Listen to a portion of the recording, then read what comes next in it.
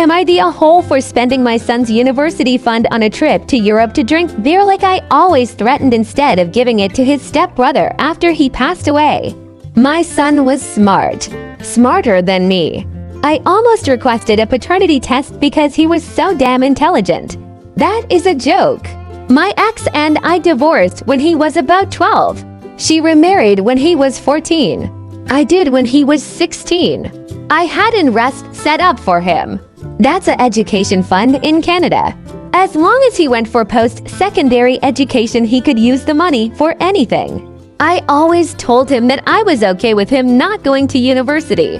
That way I could use the money I had saved up for him to go to Belgium and buy some beer from Monks that only allow you to buy one case. He knew I was joking and he always played along. He wouldn't let me get his goat. When he got accepted to McGill, it was the proudest moment of my life. I took him out for a beer to celebrate his achievement and mourn the loss of my trip to Europe. My son was struck and killed by a drunk driver in March. I'm dealing with it. My ex is dealing with it. My wife has been nothing but my rock in this. She is holding me up. I was dealing with the funeral arrangements and everything when my ex came to talk to me about his money. She knew he had a scholarship and was just going to use the money for living expenses and an emergency fund. She asked me what I was going to do with it. Am I the a-hole for abandoning my daughter on vacation? My wife and I have always dreamed of celebrating our 40th anniversary with a luxurious vacation. Just the two of us, reliving the romance of our early years. We had it all planned out for years now and we're excited beyond words. Enter our adult daughter Jane. Jane and her husband got wind of our plans and promptly invited themselves and their 2 children, 9 female, 5 male along. I originally put my foot down and told them this trip was just for us, which upset her some. But my wife has a hard time saying no to Jane, as she is the youngest of our children and our only daughter, and she didn't want to hurt her feelings, so she reluctantly agreed to let them join. I wasn't thrilled about it at the time, but I wanted to make my family happy, and I knew my wife was also okay with the idea of a family trip. Even if she was heartbroken we wouldn't get our romantic trip. We went along with it. The place we were originally going was not child-friendly, so we changed course and decided on an all-inclusive family-friendly resort. We paid for the resort and our grandchildren's plane tickets. Jane and her husband only had to pay for their own airfare. Here's where things get complicated. As the vacation got closer, I started having a change of heart. I realized that our 40th anniversary was a once-in-a-lifetime milestone, and I wanted to honor it in a way that was true to our original plans. My wife and I might not be able to afford a trip like this again for quite some time, and it's something we always wanted to do. So, without consulting anyone, I switched our tickets last minute to go to the romantic destination that my wife and I had originally planned for.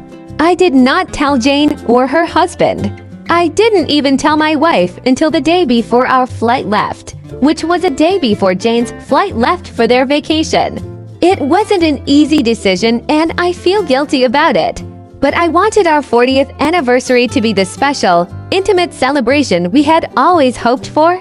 We called Jane after we landed to tell her, and she was extremely upset, to say the least. She seemed of the idea that we were going to look after our grandkids so she and her husband could have alone time, and now that I abandoned her they would have to do it all themselves. I hung up on them when my son-in-law started shouting, and my wife and I enjoyed the rest of our trip. They came back the same day we did but have not answered any of our texts, and Jane seems to be ignoring me. My wife told me she vastly preferred our trip to the family trip we would have taken, but she still doesn't like how Jane is mad at us and wants me to apologize. I'm not sure I want to after learning Jane and her husband were using us for free babysitting and a free trip, but I feel like I should just to keep the peace.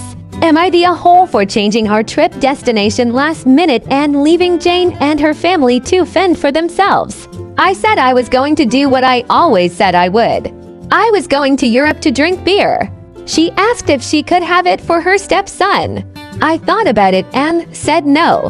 Her husband is a decent enough person, but he made it clear that he wasn't responsible for any expenses for my son. Beyond food and shelter and stuff, obviously. Like I said, he is decent. I said I was not going to do that.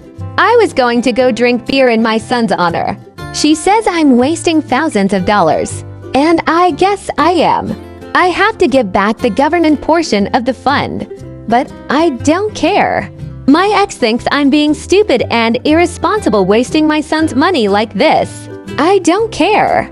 My son would laugh his ass off if he knew I actually did it. Am I the a-hole because I won't ask the teacher to change my daughter's grade? My daughter Ines is in the 8th grade. I am a single parent who is barely getting by. We can't afford the activities for the graduating class like trips to New York, dances, etc. I told Ines this and she seems to understand that we just can't afford it. I got called in to talk to her English teacher over a paper she wrote last month. The prompt was what I did on spring break. Ines spent it at home or tagging along with me to my job. But instead she wrote this 10-page story about how she found this door in the office I cleaned that took her to the past. She wrote a short fiction story instead of the paper her teacher wanted. She got a D. Ines wanted me to convince the teacher to change her grade. I told her that she can't submit short stories instead of homework, so she deserves that poor grade. But Ines said that she doesn't have anything to work with, otherwise she hates English. We are going back and forth. She has a C in English and I told her she is grounded until she gets her grades up. Ines is upset and won't speak to me. I had another meeting with a school counselor who suggests that I'm being too harsh on her and to encourage her to write more. That's not the problem. My problem is that Ines doesn't listen to me or her teachers and acts like she's living in that dimension in her stories.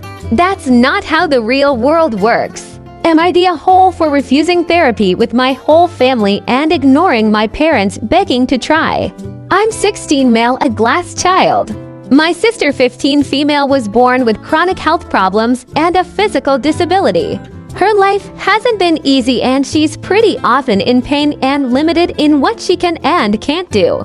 It meant our parents were always making special time for her and doing what they could to let her enjoy being a kid. It also meant my parents weren't really my parents.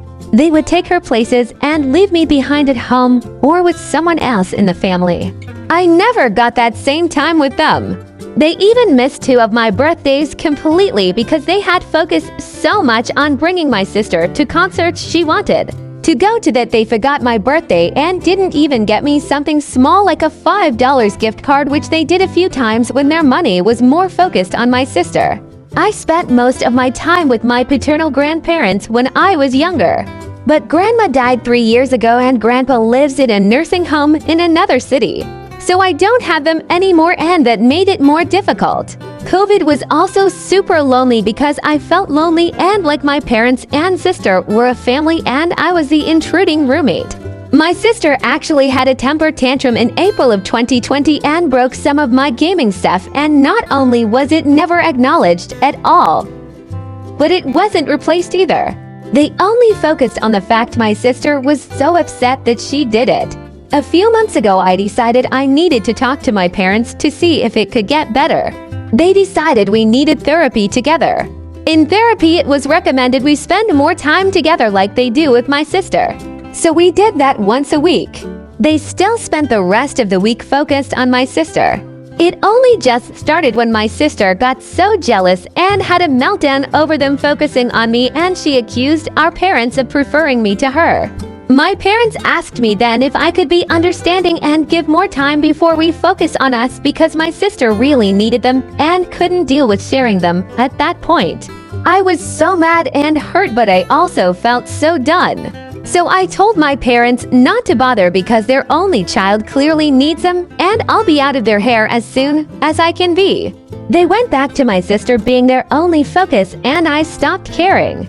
This made them suggest all 4 of us to go to therapy, but with someone new since the old place we went to would not be happy with them ignoring the advice. They told me it's all that will work now. I said no.